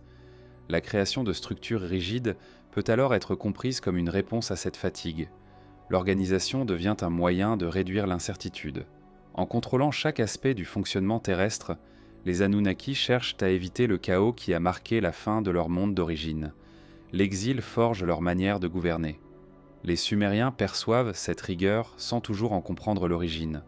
Pour eux, elle fait partie de l'ordre établi. Ils vivent dans un système déjà structuré, sans avoir connu le moment de la transition. L'exil des Anunnaki appartient à un passé antérieur à leur propre mémoire collective. Il n'est accessible qu'à travers des traces indirectes. Ces traces sont gravées dans l'argile, non sous forme de récits, mais de décisions. Chaque règle, chaque répartition, chaque obligation porte la marque d'une expérience antérieure de déséquilibre. L'exil devient ainsi une force invisible, modelant le présent sans jamais être explicitement évoqué. Il est révélateur que les Anunnaki ne cherchent pas à effacer cette condition. Ils ne se présentent pas comme des autochtones. Leur légitimité ne repose pas sur une ancienneté terrestre, mais sur leur capacité à maintenir un ordre fonctionnel. Cette légitimité est fragile. Elle doit être constamment renouvelée par l'efficacité. Cette efficacité devient une forme de justification morale implicite. Tant que le système fonctionne, leur autorité est acceptée. Cette logique est profondément pragmatique. Elle reflète une mentalité forgée par la perte d'un monde où l'idéologie cède la place à la nécessité. Les textes montrent aussi que l'exil n'est pas vécu de la même manière par tous les Anunnaki. Certains semblent s'adapter plus facilement. D'autres résistent, expriment des réticences, parfois même une forme de refus. Ces différences internes humanisent ces figures. Elles les éloignent encore davantage de l'image de Dieu unifié et intemporel. L'argile conserve ses nuances sans les commenter. Elle enregistre des décisions prises à la suite de débats, des changements de stratégie, des ajustements successifs. Chaque modification porte la trace d'une réflexion, souvent motivée par l'expérience passée de la crise. Cette lecture transforme la manière dont on comprend les grandes décisions attribuées aux Anunnaki. Elles ne sont plus des caprices divins, mais des réponses à une condition d'exil prolongée. La Terre n'est pas seulement un lieu d'exploitation. Elle est un espace de reconstruction partielle, sous contrainte. À mesure que cette reconstruction progresse, une tension apparaît. Les Anunnaki doivent maintenir un équilibre entre leurs besoins de stabilité et les limites de leurs propres capacités. Cette tension prépare le terrain pour une décision majeure, cette noirceur mentionnée à plusieurs reprises dans les tablettes. Une décision qui ne concerne pas seulement l'organisation du travail, mais la création d'une nouvelle relation avec les humains. Une décision née directement de l'exil et de la nécessité de survivre dans un monde qui n'était pas le leur. Les textes sumériens ne décrivent jamais l'arrivée des Anunnaki comme un moment de victoire. Il n'y a ni célébration, ni proclamation, ni récit d'une supériorité affirmée. Leur présence sur Terre est marquée par une retenue inhabituelle, presque une discrétion. Cette absence de triomphe n'est pas anodine. Elle révèle un état d'esprit façonné par l'usure plutôt que par l'ambition. Les Anunnaki apparaissent comme des êtres déjà engagés dans une lutte prolongée avant même leur arrivée. Leur énergie semble compter. Les décisions qu'ils prennent sont mesurées, parfois lourdes, rarement impulsives. Cette fatigue transparaît dans les textes à travers des plaintes voilées, des ajustements répétés, une attention constante portée à la répartition des efforts. Rien n'indique l'enthousiasme d'un nouveau départ. Tout suggère la continuité d'un combat. Cette fatigue n'est pas seulement physique, elle est structurelle. Elle découle d'un long processus de gestion d'un monde en déclin, suivi d'un déplacement contraint, puis d'une installation dans un environnement étranger. Chaque étape ajoute une couche de complexité, une charge supplémentaire. Les Anunnaki arrivent sur Terre porteurs d'un passé lourd, non d'une promesse. Les tablettes évoquent parfois une lassitude face aux tâches répétitives, aux efforts nécessaires pour maintenir l'ordre. Cette lassitude est particulièrement visible dans les récits liés au travail. Les Anunnaki semblent confrontés à des tâches qu'ils jugent pénibles, chronophages, peu compatibles avec leurs capacités ou leurs attentes. Cette perception du travail est révélatrice. Elle indique que leur énergie devait être réservée à des fonctions jugées plus essentielles. Cette distinction entre tâches nobles et tâches pénibles n'est pas morale. Elle est pragmatique. Les Anunnaki cherchent à optimiser leur effort. Cette optimisation est typique d'un groupe conscient de ses limites. Ils ne peuvent pas tout faire eux-mêmes. Ils doivent choisir où investir leur énergie. Cette nécessité est incompatible avec l'image de Dieu omnipotent. Le contraste avec les récits ultérieurs est frappant. Là où les traditions mythologiques parlent de descentes majestueuses et de fondations glorieuses, les tablettes sumériennes montrent des figures préoccupées par la gestion quotidienne. Elles doivent nourrir, extraire, construire, maintenir. Leur pouvoir est indissociable de ces contraintes matérielles. La fatigue se manifeste aussi dans leur rapport au temps. Les Anunnaki semblent pressés, mais pas impatients. Ils agissent comme s'ils savaient que chaque décision devait porter ses fruits sur le long terme, car ils ne disposaient pas de marges infinies. Cette temporalité lente et calculée est typique d'une situation de survie prolongée. Les Sumériens perçoivent cette fatigue sans la juger. Ils l'intègrent comme une donnée. Pour eux, l'autorité des Anunnaki ne réside pas dans leur éclat, mais dans leur constance. Ils sont présents, agissent, corrigent. Leur pouvoir est silencieux, parfois pesant, mais rarement spectaculaire. Cette absence de triomphe est peut-être ce qui rend ces récits si dérangeants. Elle ne correspond pas à l'image rassurante de divinités maîtresses de leur destin. Elle montre au contraire des figures prises dans un enchaînement de contraintes. Leur supériorité est réelle, mais elle est relative. Elle ne les libère pas de l'effort. Les textes laissent entendre que cette fatigue influence directement leurs décisions sociales. Les Anunnaki cherchent à réduire leur charge de travail. Ils cherchent des solutions durables. Cette recherche conduit progressivement à une idée qui traverse plusieurs tablettes, parfois sous forme de débat, parfois comme une évidence tardive. L'idée que certaines tâches pourraient être déléguées. Cette délégation n'est pas présentée comme une exploitation brutale, mais comme une nécessité organisationnelle. Les Anunnaki ne semblent pas disposer d'une main-d'œuvre suffisante parmi les leurs. leur nombre paraît limité. Cette limitation renforce l'idée qu'ils sont un groupe déplacé, non une civilisation intacte. La fatigue devient alors un moteur de transformation. Elle pousse à repenser la relation avec les humains. Elle conduit à envisager une coopération asymétrique, structurée par des rôles distincts. Les humains apparaissent progressivement comme une solution potentielle, non comme des créations destinées à être adorées. Cette perspective change profondément la lecture des récits de création. Ce qui sera plus tard interprété comme un acte divin peut être lu comme une réponse à l'épuisement, une tentative de redistribuer l'effort, une manière de prolonger la viabilité du système terrestre sans épuiser davantage ceux qui le dirigent. Les Anunnaki arrivent donc fatigués, mais lucides. Leur fatigue n'est pas un signe de faiblesse immédiate, mais un indicateur de limites atteintes. Elle les oblige à penser autrement, à innover socialement plutôt que techniquement, à créer des structures nouvelles adaptées à leurs conditions. Cette lucidité transparaît dans la manière dont ils observent les humains. Les textes suggèrent une phase d'évaluation, d'observation attentive. Les humains ne sont pas immédiatement intégrés dans le système. Ils sont d'abord étudiés, compris, testés. Cette prudence est cohérente avec une approche marquée par l'expérience passée de l'échec. La fatigue explique aussi pourquoi les Anunnaki ne cherchent pas à imposer une domination spectaculaire. Ils n'en ont ni le besoin, ni peut-être la capacité. Leur autorité repose sur la structure, non sur la force brute. Cette structure devient leur principal outil de contrôle. À mesure que cette structure se met en place, une transformation s'opère. La relation entre Anunnaki et humains se formalise. Les rôles se précisent. Les attentes se clarifient. Cette formalisation est le résultat direct de la fatigue initiale. Sans elle, la nécessité de créer une nouvelle organisation sociale aurait peut-être été moindre. Cette fatigue, rarement nommée, est pourtant au cœur de l'histoire. Elle explique le ton des textes, la nature des décisions, la forme de l'autorité. Elle donne aux Anunnaki une profondeur inattendue. Ils ne sont pas des figures triomphantes descendues pour régner.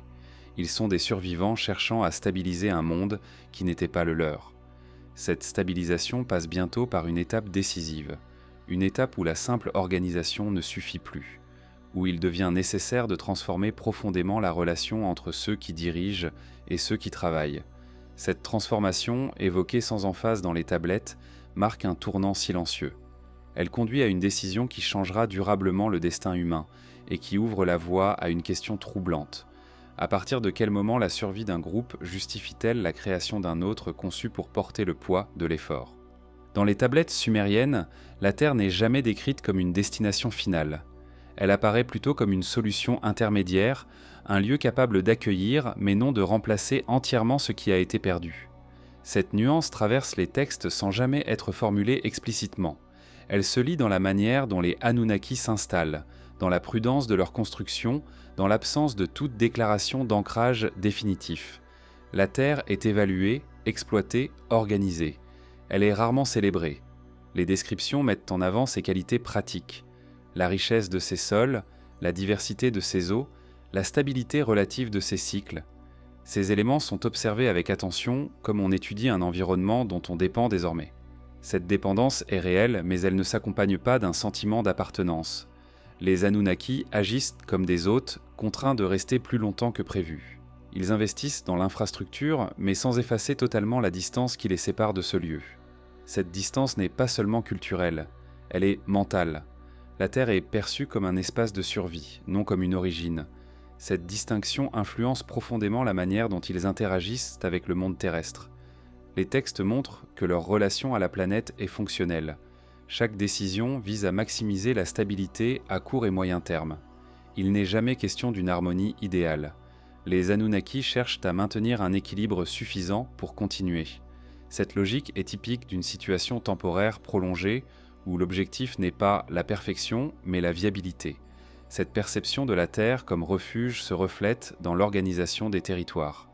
Les Anunnaki ne s'étendent pas sans limite. Ils établissent des zones spécifiques, des centres de contrôle, des espaces dédiés à certaines activités. Cette fragmentation suggère une volonté de limiter l'empreinte, de garder le contrôle sans s'approprier l'ensemble. Ils occupent, mais ne colonisent pas totalement. Les Sumériens semblent avoir perçu cette retenue. Pour eux, la Terre reste fondamentalement humaine, même sous l'autorité des Anunnaki. Les récits ne parlent pas d'un monde transformé de fond en comble, mais d'un monde ajusté. Les structures imposées coexistent avec des formes de vie locales. Cette coexistence renforce l'idée d'un refuge plutôt que d'une conquête. Le caractère temporaire de cette installation apparaît aussi dans la manière dont le futur est évoqué. Les Anunnaki ne promettent pas un ordre éternel. Ils mettent en place des systèmes capables de fonctionner sans leur intervention constante. Cette délégation progressive est révélatrice. Elle suggère une anticipation d'un retrait, même lointain. Cette anticipation n'est pas formulée comme un départ imminent. Elle est inscrite dans la structure même du système. Les humains sont progressivement intégrés dans des rôles de gestion, de production, d'organisation. Cette intégration dépasse la simple délégation de tâches. Elle prépare une autonomie relative, une autonomie encadrée mais réelle. La Terre, en tant que refuge, impose aussi des compromis. Les Anunnaki doivent accepter certaines limites qu'ils n'avaient peut-être pas connues auparavant. Le climat, les cycles naturels, la variabilité des ressources exigent une adaptation constante. Cette adaptation renforce leur prudence. Elle les pousse à éviter les excès, conscients des conséquences possibles. Les textes laissent entendre que cette conscience est née de leur expérience passée. La planète qu'ils ont quittée est devenue un avertissement silencieux. La Terre ne doit pas suivre le même chemin. Cette préoccupation traverse leurs décisions environnementales, même si le vocabulaire moderne n'existait pas pour la formuler. La notion de refuge implique aussi une vulnérabilité partagée. Les Anunnaki ne sont pas seuls à dépendre de la Terre. Les humains aussi. Cette dépendance commune crée un lien, fragile mais réel. Les textes montrent que les crises naturelles affectent l'ensemble du système. Les réponses sont collectives, même si les responsabilités restent inégalement réparties. Cette solidarité contrainte n'est jamais idéalisée. Elle est décrite comme un fait. Lorsque des déséquilibres apparaissent, des mesures sont prises. Les Anunnaki interviennent, ajustent, corrigent. Leur autorité se manifeste surtout dans ces moments de tension. Ils agissent comme des gestionnaires de crise, non comme des souverains lointains. Le refuge n'est donc pas un havre de paix. Il est un espace de travail, de vigilance, de compromis permanent. Cette réalité explique en partie pourquoi les Anunnaki ne cherchent pas à s'enraciner symboliquement. Ils ne développent pas de mythes glorifiant la Terre, ils n'en font pas un centre cosmique. Elle reste un lieu parmi d'autres, certes crucial, mais transitoire. Les Sumériens, en héritant de cette vision, la transforment peu à peu. Pour eux, la Terre devient le seul monde connu. Le caractère temporaire de la présence des Anunnaki s'estompe avec le temps.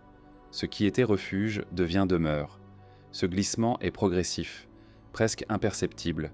Pourtant, certaines traces subsistent. Des récits évoquent des départs, des absences prolongées, des interventions de plus en plus rares.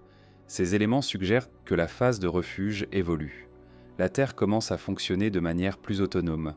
Les Anunnaki se retirent partiellement, laissant derrière eux des structures capables de perdurer. Ce retrait n'est pas présenté comme un abandon. Il est décrit comme une transition. Les systèmes mis en place continuent d'opérer. Les humains prennent une place croissante dans la gestion quotidienne. Cette évolution est lente, encadrée mais réelle. Elle marque un changement profond dans la relation initiale. La Terre cesse progressivement d'être un simple refuge pour devenir un monde habité selon ses propres dynamiques.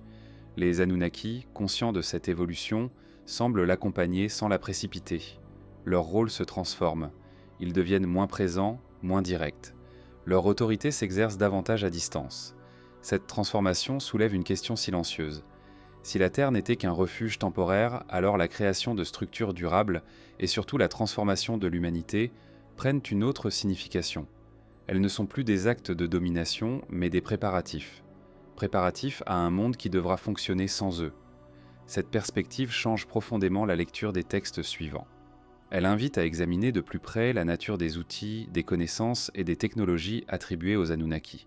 Car si la Terre devait un jour se passer de leur présence directe, alors ce qu'ils ont laissé derrière eux n'était pas seulement destiné à exploiter, mais à transmettre. Et cette transmission, souvent décrite de manière étrange et distante, ouvre la voie à une interrogation plus précise sur la manière dont le savoir a été partagé et sur ce que les Sumériens ont réellement compris de cet héritage silencieux. Dans les tablettes sumériennes, les objets, les procédés et les savoirs attribués aux Anunnaki sont décrits d'une manière étonnamment neutre. Il n'y a ni émerveillement, ni exaltation, ni tentative de sacralisation. Les technologies apparaissent comme des outils nécessaires, intégrés à un système de fonctionnement, jamais comme des prodiges destinés à impressionner. Cette sobriété du regard est l'un des éléments les plus révélateurs de ces textes anciens. Les descriptions sont souvent précises, mais dépourvues d'emphase. Les scribes notent ce que ces dispositifs permettent de faire, non ce qu'ils représentent. Ils s'attardent sur l'usage, sur l'effet, sur l'organisation qu'ils rendent possible. Cette approche suggère que ces technologies étaient suffisamment présentes pour ne plus susciter de fascination. Elles faisaient partie du paysage, au même titre que les canaux, les greniers ou les outils agricoles. Les Anunnaki ne sont jamais décrits comme des magiciens. Les objets qu'ils utilisent ne sont pas entourés de mystères rituels. Ils sont manipulés, entretenus, parfois même réparés. Cette matérialité est essentielle. Elle indique que ces technologies, bien qu'avancées par rapport aux capacités humaines de l'époque, obéissaient à des principes compréhensibles, même s'ils n'étaient pas entièrement maîtrisés par les Sumériens. Les textes évoquent des instruments liés à la mesure, à l'observation, à la transformation de la matière. Ces instruments sont intégrés dans des processus collectifs. Ils servent à organiser le travail, à planifier les cycles, à assurer une régularité. Leur fonction première est la stabilisation. Rien n'indique une recherche de spectacle ou de domination symbolique par la démonstration technologique. Cette absence d'admiration est d'autant plus frappante qu'elle contraste avec la manière dont les cultures ultérieures parleront des mêmes figures. Là où les mythes tardifs transforment les outils en artefacts sacrés, les tablettes sumériennes restent ancrées dans l'usage. Un outil est utile ou il ne l'est pas. Sa valeur réside dans son efficacité. Les Anunnaki semblent avoir transmis certaines connaissances sans chercher à en faire des secrets absolus. Les textes montrent des humains impliqués dans des tâches complexes, utilisant des procédés enseignés, reproduits, adaptés. Cette transmission est encadrée, mais réelle. Elle suggère une volonté de rendre le système opérationnel, même en leur absence. Cependant, cette transmission n'est jamais totale. Les Sumériens décrivent ce qu'ils voient et ce qu'ils font, mais certains principes restent hors de portée. Les technologies fonctionnent, mais leur origine profonde n'est pas expliquée. Cette asymétrie crée une dépendance. Les humains peuvent utiliser, mais pas concevoir entièrement. Cette limite maintient la hiérarchie sans avoir besoin de la justifier par le sacré. Il est important de noter que les textes ne montrent pas les Anunnaki comme des inventeurs perpétuels. Ils utilisent des technologies déjà maîtrisées. Ils ne semblent pas en développer de nouvelles sur Terre, du moins pas de manière significative. Cette stabilité technologique suggère qu'ils apportent avec eux un ensemble de solutions éprouvées, adaptées à leur situation de réfugiés. Ils ne sont pas en phase d'expansion créative, mais de conservation. Cette conservation est cohérente avec leur fatigue et leur prudence. Innover comporte des risques. Or, les Anunnaki cherchent avant tout à éviter les déséquilibres. Ils préfèrent appliquer des méthodes connues, même imparfaites, plutôt que d'explorer des solutions incertaines. Cette attitude renforce l'image d'un groupe marqué par une crise passée. Les Sumériens, de leur côté, ne semblent pas chercher à percer le mystère de ces technologies. Ils les acceptent comme faisant partie de l'ordre établi. Leur attention se porte sur la manière de les intégrer dans leur propre organisation sociale. Ils adaptent leur structure pour fonctionner avec ces outils, non pour les dépasser. Cette relation pragmatique au savoir est révélatrice d'une mentalité orientée vers la survie et la stabilité. La technologie n'est pas un symbole de progrès infini, elle est un moyen de maintenir un équilibre. Cette vision est profondément différente de la nôtre. Elle ne valorise pas l'accumulation, mais la continuité. Les tablettes mentionnent parfois des limites, des dysfonctionnements, des ajustements nécessaires. Ces mentions montrent que les technologies des Anunnaki ne sont pas infaillibles. Elles peuvent échouer, nécessiter des corrections. Cette faillibilité renforce leur caractère non divin. Un dieu n'a pas besoin de corriger ses outils. Un utilisateur avancé, si. Il est aussi frappant que les Anunnaki ne semblent pas utiliser la technologie pour transformer radicalement l'humain. Ils ne cherchent pas à élever les humains à leur niveau. Les outils servent à organiser le travail, pas à modifier la nature humaine. Cette retenue suggère une frontière claire entre assistance et transformation profonde. Cette frontière sera franchie plus tard, mais à ce stade des textes, elle est encore respectée. Les technologies restent extérieures au corps humain.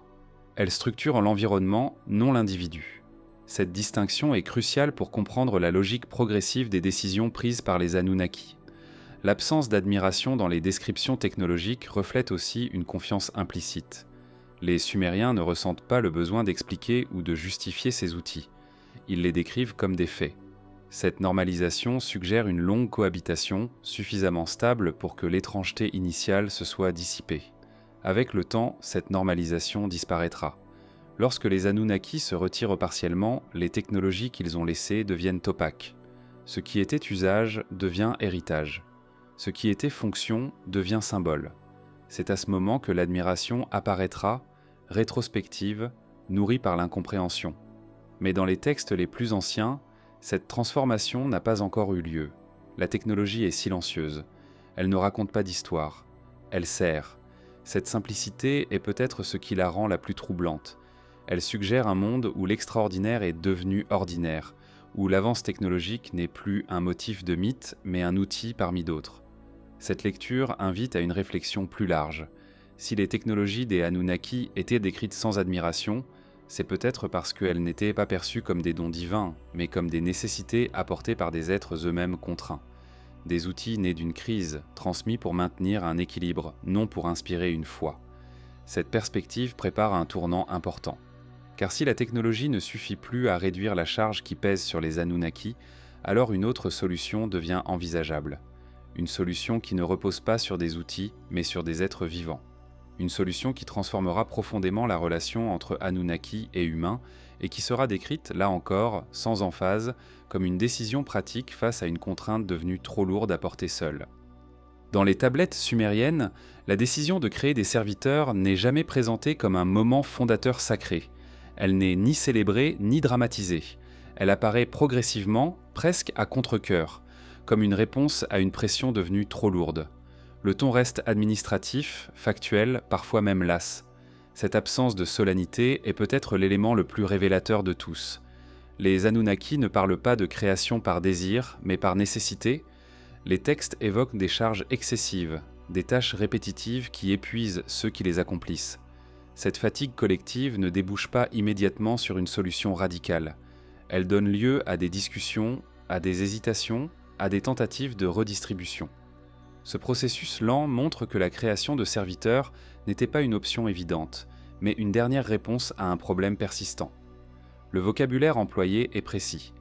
Il ne s'agit pas de créer des êtres à vénérer, ni de façonner une nouvelle espèce par orgueil. Il s'agit d'alléger un fardeau. Les mots utilisés renvoient à l'idée de soutien, d'assistance, de relais. Cette nuance est essentielle. Elle place la décision dans le registre de la survie organisationnelle, non de la domination idéologique. Les humains existaient déjà. Les textes ne parlent pas d'une création à partir du néant. Ils décrivent plutôt une transformation, une adaptation. Les Anunnaki observent l'humanité, évaluent ses capacités, ses limites, son potentiel. Cette observation précède toute intervention. Elle montre une approche méthodique, presque prudente. Rien n'est improvisé. La création des serviteurs repose sur une combinaison. Les textes évoquent un mélange, une association, un ajustement. Les détails techniques sont volontairement vagues, comme si les scribes n'avaient accès qu'aux conséquences visibles, non aux procédés internes. Ce flou a souvent été interprété comme un mystère sacré. Pourtant, il ressemble davantage à une zone de connaissance non partagée, conservée par ceux qui la maîtrisent. Les Anunnaki ne semblent pas chercher à créer des êtres autonomes. Les serviteurs sont conçus pour accomplir des tâches spécifiques. Leur rôle est défini dès l'origine. Cette spécialisation renforce l'idée d'une solution pragmatique. Il ne s'agit pas de créer une société nouvelle, mais d'optimiser celle qui existe déjà. Les textes montrent que cette décision n'est pas accueillie avec enthousiasme par tous les Anunnaki. Certains expriment des réticences. Ils évoquent des risques, des déséquilibres possibles. Cette opposition interne est cruciale. Elle montre que les Anunnaki étaient conscients des implications à long terme de leur choix. Ils savaient que créer des serviteurs, c'était modifier durablement l'ordre du monde. Ces hésitations renforcent l'hypothèse d'être contraint plutôt que souverain. Un dieu n'hésite pas à créer. Un groupe limité, conscient de ses erreurs passées, hésite longuement avant de transformer son environnement de manière irréversible. Cette prudence donne au récit une densité particulière. Lorsque la décision est finalement prise, elle est décrite sans triomphe. Il n'y a pas de célébration de l'ingéniosité. Les textes notent simplement que le fardeau est allégé. Les tâches sont redistribuées, le système devient plus viable. Cette amélioration immédiate semble justifier la décision, du moins à court terme. La relation entre Anunnaki et serviteurs est dès lors structurée par la fonction. Les humains sont intégrés dans un système de production. Leur valeur est liée à leur contribution. Cette relation n'est pas décrite comme cruelle, mais elle n'est pas égalitaire. Elle repose sur une hiérarchie claire, acceptée comme nécessaire. Les Sumériens consignent cette relation sans jugement moral. Ils ne cherchent pas à la justifier ni à la critiquer. Ils la décrivent comme un fait. Cette neutralité peut déranger le lecteur moderne, habitué à lire ces récits à travers des cadres éthiques plus récents. Mais elle est cohérente avec une mentalité tournée vers la survie collective.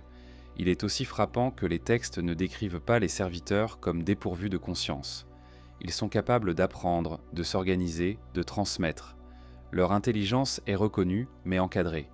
Cette reconnaissance suggère que la création n'était pas destinée à produire des outils biologiques, mais des agents capables d'assumer des responsabilités sous supervision. Cette supervision reste constante. Les Anunnaki ne se retirent pas immédiatement. Ils surveillent, ajustent, corrigent. Cette phase de contrôle est essentielle pour garantir la stabilité du système. Elle montre que la création de serviteurs n'était pas perçue comme une solution définitive, mais comme une étape. À mesure que le système se stabilise, les Anunnaki réduisent leur implication directe. Les serviteurs prennent en charge une part croissante du fonctionnement quotidien. Cette évolution est progressive. Elle témoigne d'une confiance conditionnelle.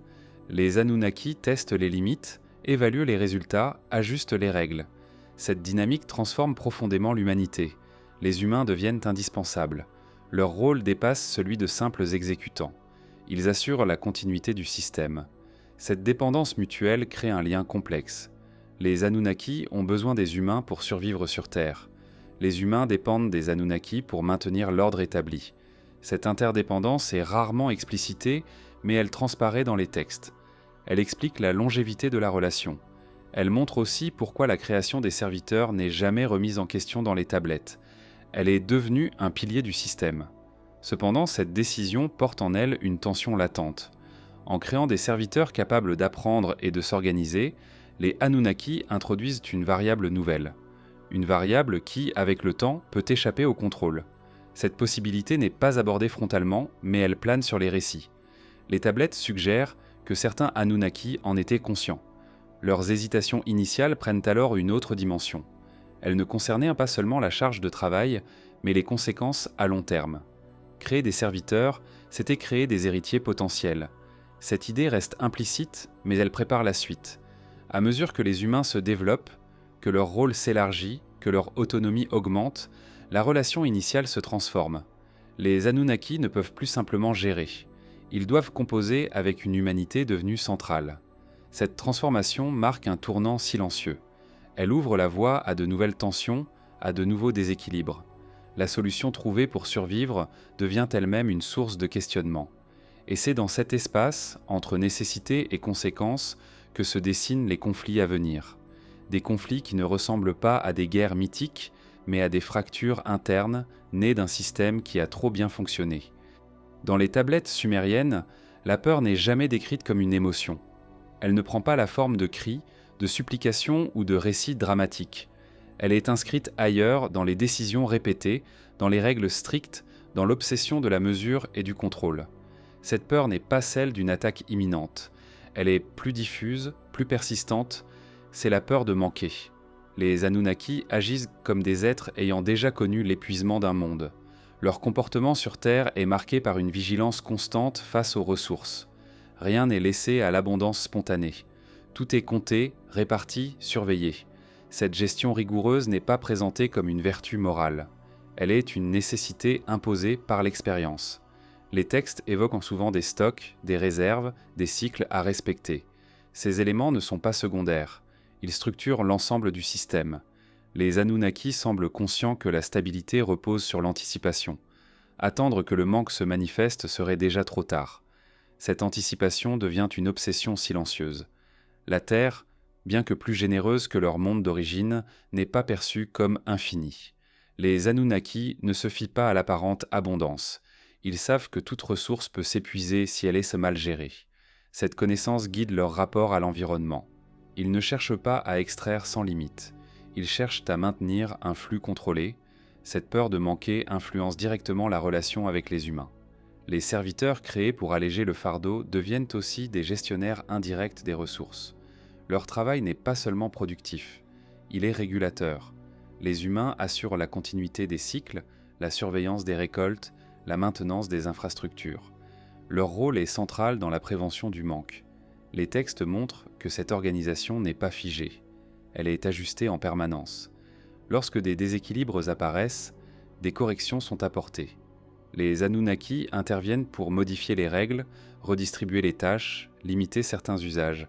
Cette flexibilité montre une attention constante aux signaux faibles. La peur ne paralyse pas, elle structure l'action. Il est frappant de constater que cette peur n'est jamais expliquée aux humains. Elle n'est pas formulée comme un récit transmis. Elle se manifeste à travers des obligations, des interdits, des protocoles. Les humains vivent dans un système façonné par une crainte qu'ils ne partagent pas entièrement, car ils n'en connaissent pas l'origine. Cette asymétrie crée une incompréhension latente. Les Sumériens consignent ces règles sans toujours en comprendre la logique profonde. Ils notent ce qui doit être fait, ce qui est permis, ce qui est interdit. Ils ne questionnent pas systématiquement le pourquoi. Le système fonctionne. Cela suffit. Cette acceptation pratique renforce la stabilité, mais elle masque la tension sous-jacente. Les Anunnaki, eux, portent la mémoire du manque. Cette mémoire est collective. Elle traverse leurs décisions, leurs débats internes. Les textes évoquent parfois des désaccords sur la manière de gérer certaines ressources. Ces désaccords ne sont pas idéologiques. Ils portent sur l'évaluation du risque, sur la question de savoir jusqu'où il est possible d'aller sans compromettre l'équilibre. Cette tension interne révèle une inquiétude persistante. Même après une longue période de relative stabilité sur Terre, la peur ne disparaît pas. Elle se transforme en prudence institutionnalisée. Les règles deviennent plus strictes avec le temps. Les marges de manœuvre se réduisent. Cette rigidification est typique d'un système construit pour éviter un effondrement connu. Les textes suggèrent que certaines crises locales ont renforcé cette peur. Des périodes de pénurie, des déséquilibres climatiques, des perturbations imprévues rappellent aux Anunnaki la fragilité de toute installation. Ces événements ne sont pas décrits comme des châtiments divins. Ils sont présentés comme des perturbations naturelles auxquelles il faut répondre rapidement. La réponse est toujours organisationnelle. Les Anunnaki ne prient pas. Ils ajustent, ils réaffectent, ils imposent parfois des restrictions. Cette approche rationnelle face à la crise contraste avec les récits religieux ultérieurs où le manque devient une punition. Ici, le manque est un signal, un indicateur de déséquilibre à corriger. La peur de manquer explique aussi la sévérité apparente de certaines décisions. Les Anunnaki peuvent sembler exigeants, parfois inflexibles. Mais cette inflexibilité n'est pas arbitraire. Elle est le résultat d'un calcul. Chaque relâchement est perçu comme un risque potentiel. Cette logique peut sembler dure, mais elle est cohérente avec une expérience passée de l'effondrement. Les humains pris dans ce système ressentent les effets de cette peur sans en partager la cause. Ils vivent sous des règles strictes, parfois incompréhensibles. Cette situation crée une distance croissante. Les Anunnaki apparaissent comme des autorités lointaines, guidées par des préoccupations invisibles. Cette distance alimente progressivement une transformation du regard humain. À mesure que le temps passe, la mémoire de la crise d'origine s'estompe chez les Anunnaki eux-mêmes. Les générations se succèdent. Les règles demeurent. La peur devient structurelle, détachée de son événement fondateur. Elle se perpétue comme une tradition, parfois sans être réinterrogée. Ce décalage peut conduire à des tensions nouvelles. Les textes laissent entendre que certains Anunnaki commencent à questionner la rigidité du système. Ils se demandent si la peur initiale est toujours justifiée. Cette interrogation est discrète, mais elle existe. Elle marque un tournant. Lorsque la peur devient héritée, plutôt que vécue, elle peut perdre sa capacité d'adaptation. Cette perte de souplesse est dangereuse.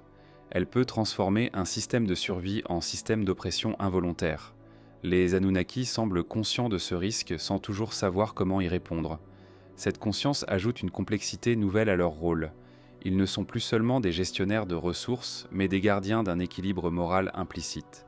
Les humains, de leur côté, commencent à développer leur propre rapport aux ressources. Leur expérience directe du travail, des cycles, des crises locales leur donne une connaissance pratique. Cette connaissance n'est plus entièrement médiée par les Anunnaki. Une autonomie de compréhension émerge lentement. Cette émergence modifie la dynamique initiale. Les humains ne sont plus seulement des exécutants. Ils deviennent des acteurs conscients des enjeux.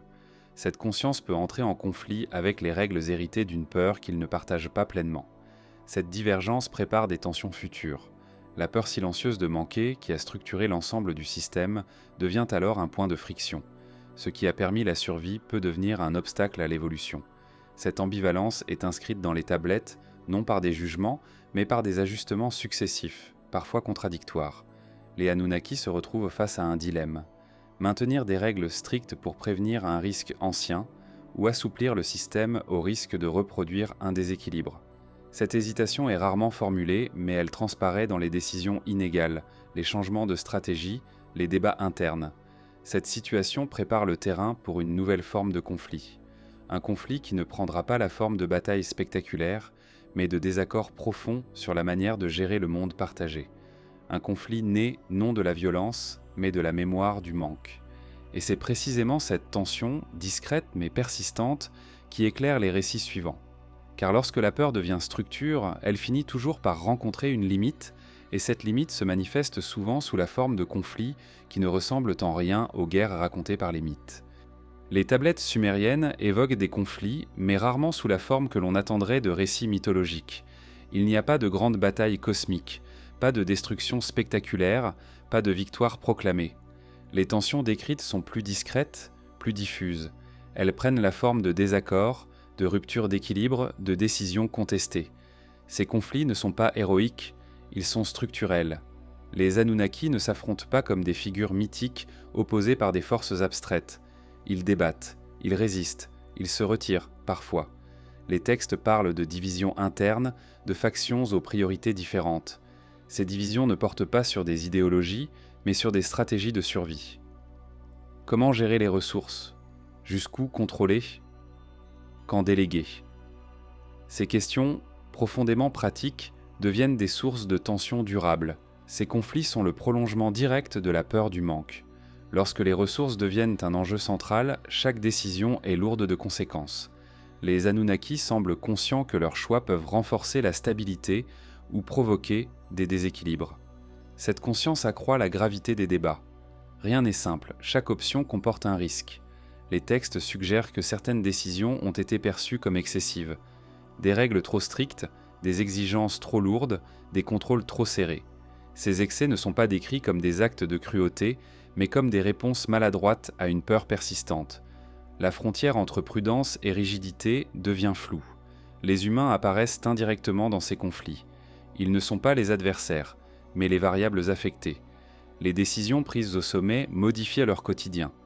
Des ajustements imposés sans explication peuvent provoquer des résistances silencieuses.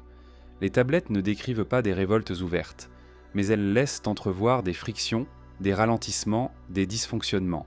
Ces frictions révèlent une transformation de la relation initiale.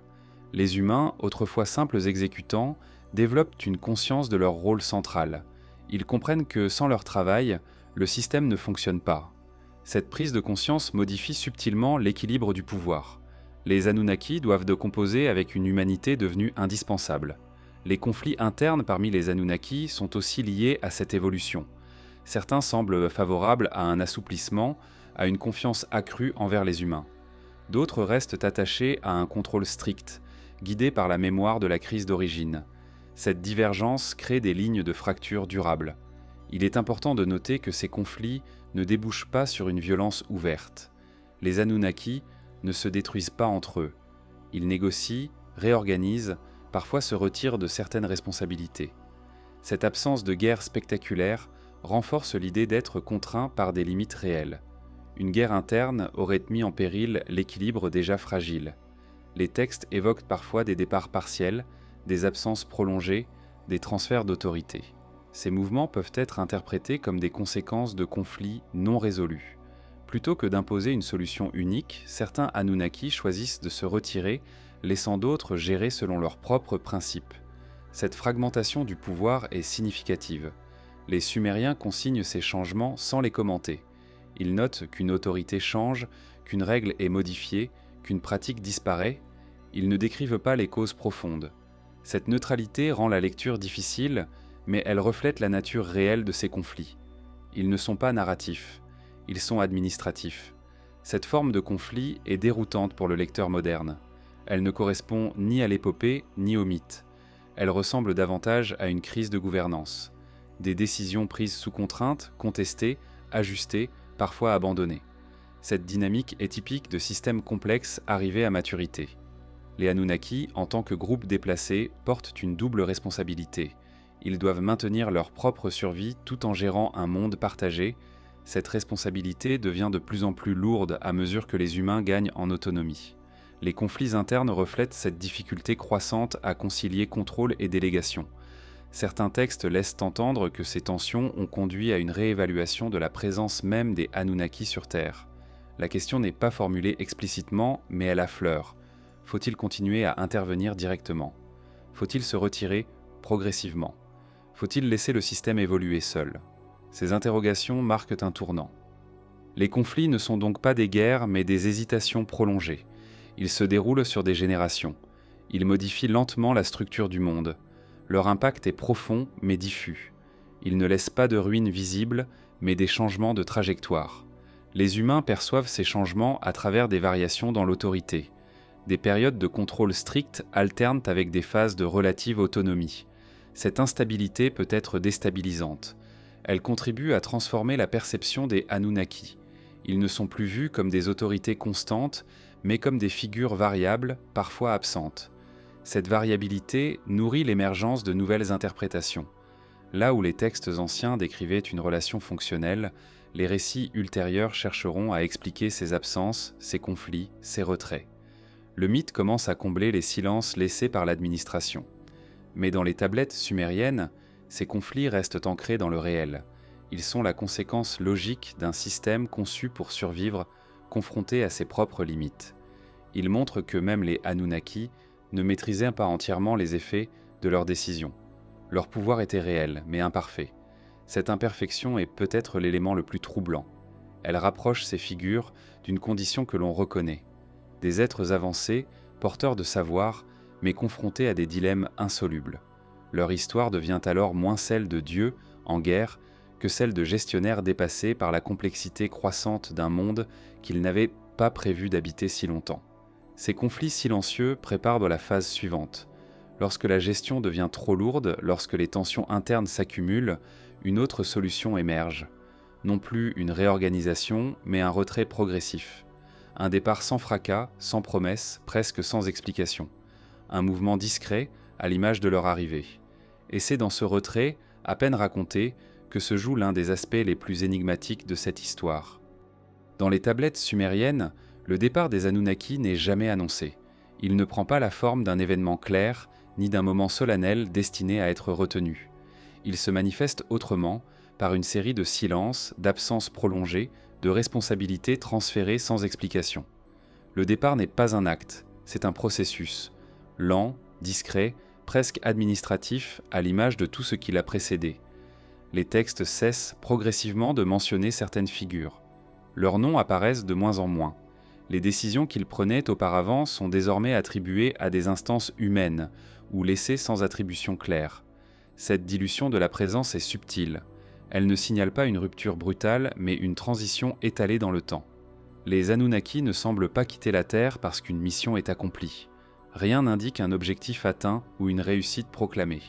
Leur retrait ressemble davantage à une réponse à l'évolution du système qu'ils ont mis en place. À mesure que les humains deviennent capables de gérer, d'organiser, de maintenir l'équilibre, la nécessité d'une intervention directe diminue. Ce retrait progressif est cohérent avec leur approche initiale. Les Anunnaki n'ont jamais cherché à être au centre du monde humain, leur autorité était fonctionnelle. Une fois cette fonction devenue moins indispensable, leur présence pouvait se réduire sans provoquer d'effondrement immédiat. Cette capacité à se retirer sans tout détruire suggère une planification à long terme. Les textes montrent que certaines structures continuent de fonctionner après leur disparition partielle. Les lois, les pratiques agricoles, les systèmes de gestion des ressources restent en place. Cette continuité est essentielle. Elle indique que les Anunnaki ont conçu un système capable de survivre à leur absence. Un système imparfait, mais viable. Il est significatif qu'aucune promesse de retour ne soit consignée. Les Anunnaki ne disent pas qu'ils reviendront. Ils ne laissent pas de message annonçant une future intervention. Ce silence est troublant. Il suggère qu'ils n'envisageaient pas nécessairement un retour, ou qu'ils considéraient cette question comme secondaire par rapport à l'urgence du moment. Les cultures ultérieures transformeront ce silence en attente. Le départ deviendra une absence mystérieuse. L'absence appellera une explication. Mais dans les tablettes sumériennes, il n'y a pas d'attente explicite. Il y a simplement un monde qui continue avec moins d'intervention directe. Le départ est aussi marqué par une redistribution des savoirs. Certaines connaissances cessent d'être transmises. D'autres sont laissées aux humains sous une forme fragmentaire. Cette sélection est révélatrice. Les Anunnaki ne lèguent pas tout. Ils laissent ce qui est nécessaire au fonctionnement, pas ce qui permettrait de reproduire leur propre niveau de maîtrise. Cette rétention partielle du savoir maintient une distance, même dans l'absence. Les humains héritent d'un système qu'ils peuvent faire fonctionner, mais pas entièrement comprendre. Cette asymétrie perdure bien après le départ. Elle contribue à la transformation progressive du souvenir en mythe. Les Anunnaki semblent conscients de ce glissement. Leur retrait ne s'accompagne pas d'une tentative de clarification. Ils ne cherchent pas à expliquer leur origine, leur crise passée, ni les raisons profondes de leur départ. Ce choix peut être interprété comme une prudence. Expliquer aurait pu perturber un équilibre fragile. Ou peut-être considérait-il que les humains n'avaient de plus besoin de ces explications.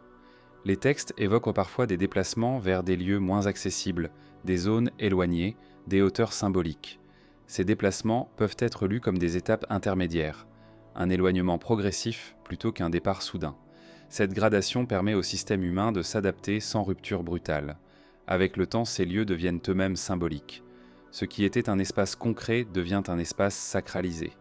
Le retrait physique se transforme en distance mythologique. Les Anunnaki ne sont plus simplement absents. Ils sont ailleurs. Cet ailleurs, progressivement, cesse d'être géographique pour devenir cosmique. Mais à l'origine, le départ reste ancré dans le réel. Il est motivé par des contraintes, par des choix stratégiques, par une fatigue accumulée. Les Anunnaki quittent un monde qu'ils ont contribué à stabiliser, non parce qu'il est devenu inutile, mais parce qu'il peut désormais fonctionner sans eux. Cette décision n'est pas décrite comme facile. Les textes suggèrent des hésitations, des retours temporaires, des interventions ponctuelles après le retrait initial. Ces allers-retours indiquent une difficulté à lâcher prise. Quitter un système que l'on a façonné comporte des risques. Les Anunnaki semblent les mesurer avec attention. Les humains, de leur côté, vivent cette transition sans cadre explicatif clair. Ils constatent l'absence puis s'y adaptent. Les structures laissées en place deviennent des traditions. Les règles deviennent des lois. Ce qui était une gestion sous supervision devient une gouvernance autonome. Cette autonomie transforme profondément la mémoire collective. Les Anunnaki, autrefois présents et concrets, deviennent des figures du passé. Leur autorité se déplace du quotidien vers le récit. Ce déplacement est lent, presque imperceptible. Il s'étale sur des générations. Le départ sans promesse de retour laisse un vide particulier. Un vide qui n'est pas immédiatement perçu comme une perte. Les humains continuent à vivre, à travailler, à organiser. Ce n'est que plus tard, lorsque les structures commencent à se transformer, que l'absence devient question. Pourquoi sont-ils partis? Où sont-ils allés? Reviendront-ils? Ces questions ne trouvent pas de réponse dans les tablettes sumériennes. Elles émergent dans les cultures suivantes lorsque la distance temporelle rend l'absence plus mystérieuse que fonctionnelle. Dans les textes anciens, le départ n'est pas un mystère. Il est une conséquence logique d'un système qui a atteint un nouveau stade. Les Anunnaki ne sont pas chassés, ils ne sont pas détruits. Ils se retirent parce que leur rôle a changé. Ce retrait progressif est peut-être l'acte le plus révélateur de leur nature. Des dieux auraient exigé une adoration éternelle. Des conquérants auraient laissé des ruines. Les Anunnaki laissent un monde en fonctionnement. Un monde imparfait, mais autonome. Cette autonomie marque la fin d'une cohabitation directe, mais pas la fin de l'influence. Les traces laissées continuent de structurer la pensée, l'organisation, la mémoire. Le départ ne clôt pas l'histoire, il la transforme. Car une fois les Anunnaki absents, ce sont les humains qui doivent donner du sens à ce qu'ils ont hérité. Ils doivent interpréter les silences, combler les vides, expliquer les origines. C'est à ce moment précis que le témoignage commence à se muer en mythe. Et c'est dans cet espace, entre ce qui a été vécu et ce qui ne peut plus être vérifié, que naît la dernière question laissée par les tablettes. Que reste-t-il d'un événement lorsque ceux qui l'ont vécu ont disparu et que seule la mémoire altérée par les siècles continue de parler à travers l'argile? Lorsque les Anunnaki cessent d'apparaître comme des acteurs directs dans les tablettes sumériennes, quelque chose de subtil se produit. Ce n'est pas une fin nette, ce n'est pas une rupture déclarée, c'est un glissement. Le monde continue, les cités fonctionnent, les récoltes suivent leur cycle, mais la source première de certaines structures n'est plus visible. À partir de ce moment, la mémoire commence à travailler seule. Les dernières tablettes qui évoquent les Anunnaki le font sans emphase particulière. Elles ne racontent pas leur disparition. Elles notent simplement moins d'interventions, moins de décisions attribuées à ces figures. Leur présence devient indirecte. Ce silence progressif n'est pas interprété. Il est enregistré. Pour les scribes, il ne semble pas nécessiter d'explication immédiate. Mais la mémoire humaine ne tolère pas longtemps le vide. Lorsqu'un système continue de fonctionner sans que sa source soit visible, une question finit par émerger. Cette question n'est pas d'abord formulée en mots. Elle s'exprime par une transformation du regard. Ce qui était autrefois fonctionnel devient symbolique. Ce qui était pratique devient sacré. Les générations qui suivent n'ont pas connu la présence directe des Anunnaki. Elles héritent de structures, de règles, de récits fragmentaires. Les tablettes qu'elles consultent parlent d'un temps où certaines décisions venaient d'ailleurs, où des figures non humaines organisaient le monde. Mais ces textes ne donnent plus accès au contexte. Ils décrivent des effets sans en rappeler les causes. C'est précisément dans cet espace que le mythe commence à se former. Non comme une invention délibérée, mais comme une tentative de cohérence. Les humains cherchent à comprendre l'origine de ce qu'ils vivent. Ils relisent les archives avec un regard nouveau. Là où les scribes anciens voyaient des fonctions, les lecteurs tardifs perçoivent des intentions. Là où il y avait des décisions pragmatiques, ils lisent des volontés transcendantes. Le mot qui désignait une autorité devient un nom divin. Le lieu qui désignait un ailleurs devient un ciel sacré. Le retrait progressif devient une ascension. Chaque transformation est minime en elle-même, mais accumulées, elles produisent un changement radical de sens. Il est important de comprendre que ce processus n'est pas une falsification consciente, il est une adaptation. La mémoire humaine reconstruit ce qu'elle ne peut plus vérifier. Elle comble les silences avec des images, des récits, des symboles. Ce mécanisme est ancien, universel. Il ne cherche pas à tromper, il cherche à stabiliser. Les Anunnaki, absents, deviennent alors des figures idéales. Leur fatigue disparaît, leurs hésitations sont effacées, leurs conflits internes sont simplifiés. Ce qui reste, ce sont des silhouettes puissantes, distantes, parfaites. La complexité du réel cède la place à la clarté du mythe. Les technologies autrefois décrites sans admiration deviennent des dons sacrés. Les règles de gestion deviennent des lois divines. Les décisions difficiles deviennent des jugements moraux. Ce glissement est progressif. Il s'étale sur des siècles. Il n'est jamais consigné comme tel. Il se manifeste dans le langage, dans les métaphores, dans les récits transmis oralement avant d'être réécrits. À mesure que ce processus avance, les tablettes elles-mêmes changent de statut. Elles ne sont plus des archives, elles deviennent des textes fondateurs. Leur fonction se transforme. On ne les lit plus pour se souvenir, mais pour croire. Cette transformation est peut-être la plus profonde de toutes. Les Sumériens des premières générations n'auraient probablement pas reconnu les dieux que les cultures ultérieures ont façonnés à partir des Anunnaki. Non parce que ces dieux seraient faux, mais parce qu'ils sont autre chose. Ils sont le produit d'une mémoire privée de son contexte, contrainte de donner du sens à un héritage devenu opaque. Ce moment où le témoignage cesse et où le mythe commence n'est pas marqué par une date. Il n'a pas de frontière nette, il est diffus, il traverse les textes comme une brume. On peut en percevoir les contours, mais jamais le point exact de bascule. Ce qui rend cette transition si troublante, c'est qu'elle ne repose pas sur l'imaginaire pur. Elle repose sur des fragments réels. Les Anunnaki ont existé dans les textes comme des figures concrètes. Leur retrait a été réel. Les structures qu'ils ont laissées ont fonctionné. Le mythe ne nie pas ces faits. Il les transforme. Cette transformation nous interroge directement. Elle pose une question qui dépasse le cas sumérien. Que devient un événement lorsque ceux qui l'ont vécu ne sont plus là pour le raconter? Que devient une présence lorsqu'elle ne peut plus être observée? La réponse est rarement le silence. C'est presque toujours le récit. Le mythe n'est pas l'opposé du témoignage.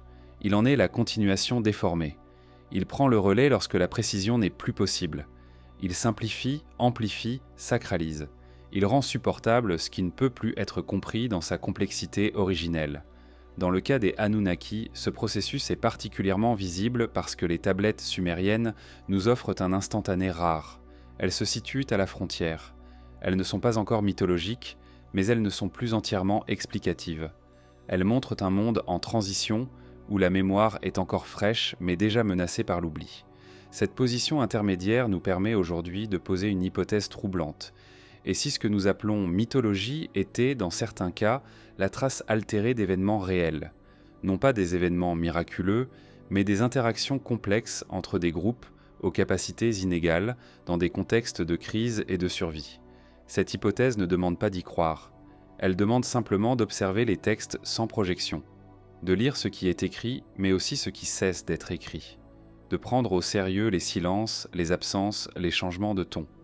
Les Anunnaki, tels qu'ils apparaissent dans les tablettes les plus anciennes, ne demandent pas l'adoration. Ils n'expliquent pas le cosmos. Ils gèrent un monde.